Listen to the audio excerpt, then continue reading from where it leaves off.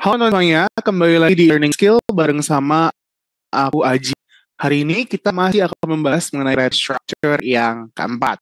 Nah, setelah kemarin kita belajar terkait apa itu structure test TOEFL ITP, kemudian kita belajar writing structure yang pertama, second and third, yang kedua dan ketiga. Sekarang kita akan masuk ke writing structure yang paling terakhir, yaitu adalah writing structure yang keempat. Yang pastinya materi ini akan sangat komprehensif dan saya minta di video ini kalian bisa menyimak materi dengan sangat fokus ya, karena materi banyak dan memang memerlukan pemahaman dan fokus dari kita terkait secara struktural dari kalimat di tes TOEFL ini ya. Ketika nanti kalian ngerjain TOEFL, kami berharap kalian langsung bisa mengerjakan dengan baik tentunya. Oke, sekarang kita langsung aja. Jadi hari ini kita akan belajar mengenai ada gerund dan infinitive nanti ya, kemudian ada participle, dan ada elliptical structure. Gerund, infinitive, participle, dan elliptical structure ini akan menjadi 3 materi penutup untuk di writing structure 4 sebelum kita move ke materi yang berikutnya. Jadi ini adalah beberapa basic point yang harus kalian kuasai dari writing structure 1, 2, 3, dan 4. Ini adalah 4 rangkaian materi akan menjadi pembantu kalian nanti ketika kalian mencoba untuk mencari tahu poin-poin belajar apa untuk persiapan TOEFL IP kalian. Oke, yang pertama adalah gerund and infinitive. Apa sih kira gerund and infinitive ini? Jadi gerund adalah penggunaan kata kerja verb ing ya, berperan sebagai kata benda. Oke. Mungkin kita sama ini akrab mengetahui bahwa verb ing itu adalah kata kerja. Kata kerja ya. Kata kerja dalam bentuk apa? Tenses waktu itu ya. Present continuous. Present continuous. Atau menunjukkan kejadian yang sedang berlangsung. Tapi ada kalanya verb ing ini memiliki peran yang berbeda, memiliki sesuatu fungsi yang beda, yaitu dia berperan sebagai kata benda atau dalam bahasa Inggris kita sebutnya noun. Atau boleh disingkat N aja gini. Contohnya apa? She likes reading a book. Dia likes itu menyukai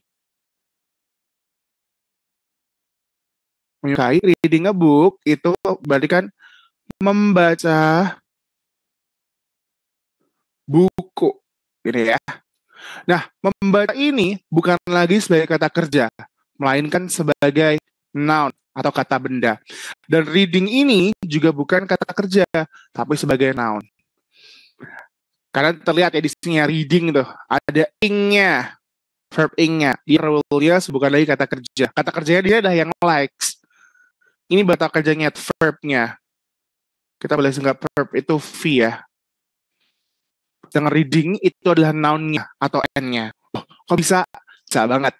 Nah, kemudian perannya si gerund ini tuh ada banyak banget selain dia. Karena kan dia kata benda ya. Kalau kita bicara tentang kata benda, dia itu kan pasti rule-nya tuh banyak banget. Rule-nya itu pasti ada sebagai A, sebagai B, sebagai C, sebagai. Nah, ini akan aku bahas juga di sini nih. Contohnya adalah ketika dia sebagai subjek. Ya, ingat ya, kalau dia sebagai subjek berarti dia berada di depan kalimat atau di awal kalimat. Dia posisinya di depan. Contohnya, studying English is fun. Studying ini dia fungsinya sebagai subjek, aku singkat sebagai S, plus dia perannya sebagai noun, kata benda. Artinya apa? Belajar Inggris itu menyenangkan. Begitu ya. Kemudian, hiking has always been my favorite activity since I was in senior high school. Hiking ini juga sebagai subjek. Posisinya di mana? Di depan kalimat.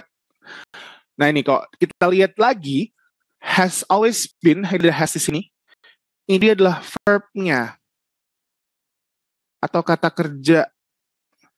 Simplinya kalau dalam bahasa Indonesia, mungkin kita kenalnya sebagai ini ya, lebih familiar sama predikat ya. Yes. Predikat atau kita singkat aja gini ya. Sebagai predicate.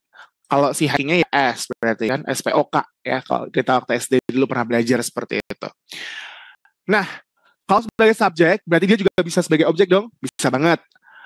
Kalau dia sebagai objek ya, sebagai objek, ingat ya kalau dia sebagai objek berarti dia berada di belakang kalimat.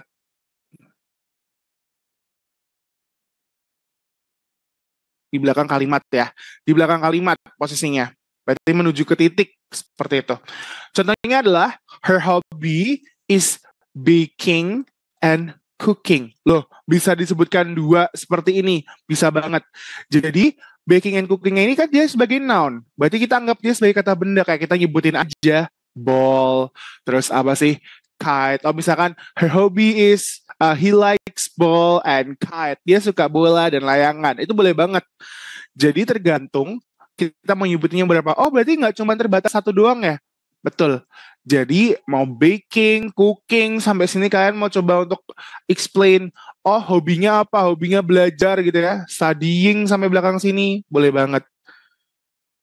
Bebas. Atau nanti N apa? Ditutup dengan N ya, kalau kata benda biasa kan. And sleeping, dia hobinya tidur gitu ya. Boleh banget. Jadi tergantung mau berapa banyak yang kalian attach atau kalian masukkan ke dalamnya.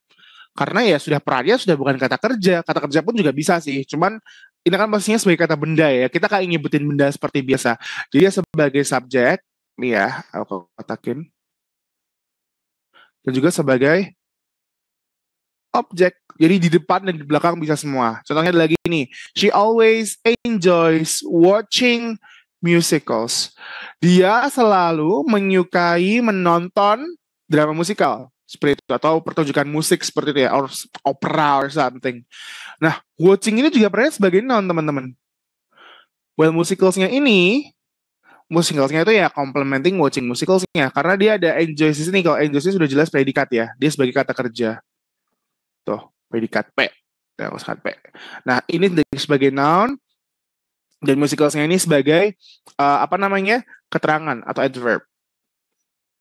Seperti itu complement ya, complement, I guess. It's a complement. Ya, complement ini. Seperti itu. Complement apa ya? Complement si watching ini karena biar jelas watching apa. Gitu. Oke, tadi sebagai subjek, sebagai objek sudah. Sekarang setelah phrasal verb. Apa itu phrasal verb? Jadi dalam bahasa Inggris itu, phrasal verb itu adalah penyusunan kata kerja, verb, yang ditambah preposisi. Mungkin yang paling familiar tuh adalah ini look for. Look for itu kan mencari ya, artinya. Nah, look-nya itu adalah verb, yang for-nya itu adalah preposisi. Gitu. Jadi, dia punya penggabungan dan maknanya ini berubah. Kalau look doang kan melihat, tapi ditambahin for, itu jadinya mencari. Nah, itu letaknya si jiren, itu bisa setelah dari si verb plus preposisi atau kita sebutnya phrasal verb ini. Kita cek ya. Contohnya, I will never give up making content. It's my passion. Aku tidak akan pernah menyerah membuat konten. Ini adalah passionku. Ini adalah kesukaanku. Kita cek di sini. Give up ini apa? Give up ini PV. PV itu tadi phrasal verb ya. Terus ada making di sini. Makingnya adalah jirennya. Berarti dia kata benda. It's my passion. Jadi I will never give up making content. Bisa banget. Terus, you should carry on trying to find a new hobby. Kamu harus coba untuk terus mencari hobi baru. Gitu kan? Carry on ini, itu juga phrasal verb atau PV. Terus diikutin sama trying. Trying ini juga noun. Nounnya ya tadi jiran kan? Ini juga jiran.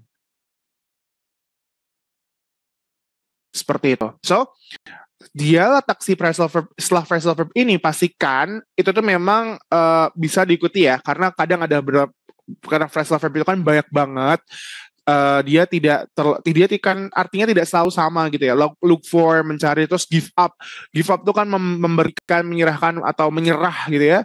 Carry on tuh carry dibawa gitu. No, carry on should mencari sesuatu yang baru. Terus mencari gitu. Nah, this is the thing that we need to perhatikan juga sama jirannya. Seperti itu. Pokoknya intinya setelah phrasal verb tuh dia bisa. Seperti itu. Kita fokusnya ke jirannya aja, bukan ke phrasal verbnya ya. Nih, tuh posisinya di persis setelahnya. Tuh, setelahnya persis, ya. Sekarang, nah ini setelah preposisi yang paling sering dan paling familiar juga. Joe. Sebelumnya aku jelasin preposisi dulu ya. Preposisi itu adalah, contohnya adalah in, on, at, of, gitu ya. Terus before,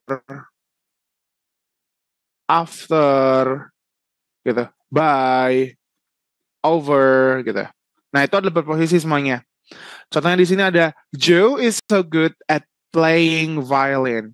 Joe bagus banget, keren banget, atau bagus dan pandai piawai pada permainan violin. Violin itu bermain biola ya.